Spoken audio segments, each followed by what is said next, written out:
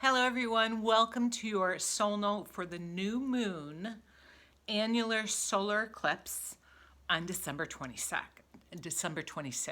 This is probably the nicest eclipse I've seen in some time. It is a beautiful initiating energy that's going to be carrying into the next 6 months and for some of us longer.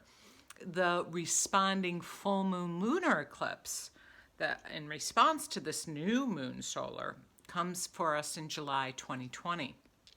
Now, it won't be visible from Western Europe, from the United States. It will be visible from the eastern side of the United Arab Emirates, from South India, Sri Lanka, Malaysia, Singapore, southern Philippines. So we may want to look to these areas in the news for development into the months ahead. Because it's an annular solar eclipse because the moon passing in between the earth and the sun will not cover the earth entirely. That bright orb around the earth, it'll only be covered about 70%, and that's why we call it annular instead of total.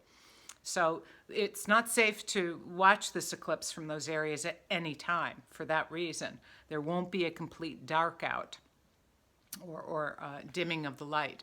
So you want to be careful. They call that the ring of fire that shows up around the sun when the moon is passing in front of it. And so the moon passing in front of the sun, and the sun is the brightest energy in our solar system for us. We all rotate around the sun. The sun gives us life. The sun is about consciousness and spirit and soul and the fire god of inspiration. So when the moon is passing in front of that, it's really talking about our emotional bodies, our heart space, our habits, our personal life, our intentions, and how that translates into our external reality, right? So that's why this is such a powerful time. And we're now in the winter solstice, which is really kind of about hibernation and the pineal gland and the bear totem energy in American Indian totem animals. So to go within in order to birth and create and to let go of breaking old patterns and bringing online new patterns that more closely relate to the you that you're becoming. Eclipses are external events, and with the solar eclipse that unfolds over time, but you feel it. You feel it in your heart. And think about that. That's law of attraction. It's the feeling of things, not so much the thinking of things, that propels developments. So this is a powerful time to employ some of those principles around law of attraction and feeling your way, even though your current reality isn't reflecting what you'd like to create. It's getting in the space of being able to feel it ahead of time, faking it until you make it, that kind of thing. Very inspirational.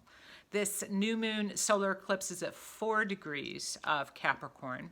It is conjunct transiting Jupiter, and then it conjuncts the sun, which means it's conjuncting the sun and the moon. The sun and Jupiter conjunct exactly on Friday, the following day. So we have this influence quite personally and consciously over the next couple of days, but energy system-wise into the months ahead. And it's trining Uranus in Taurus, so a very stable trine here, which is about innovation and individuation and self-esteem and working with your resources. Capricorn denotes the initiates journeying through manifestation, career, work, purpose, community development, community connection, life direction. All of that is tied in with the Capricorn energy.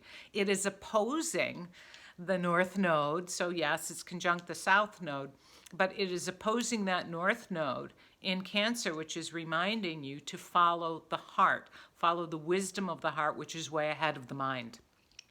Way ahead of the mind. And that's what the sun is about, your heart space and the wisdom that your heart carries that supersedes logical, rational thought. So very lovely. And this kind of echoes the Saturn-Pluto conjunction, which is about dissolving that which is old and rote and routine and bringing form to transformation themes in this very area of Capricorn, if that makes sense. So on the 28th, Mercury heads into Capricorn and grounds that energy further, where it will be transiting until February 16th. So wishing you all a lovely holiday season. That's Boxing Day in Canada. It's the day after Christmas in the United States. Hanukkah is already going. So this is cutting right through the holiday season in a very positive, grounded.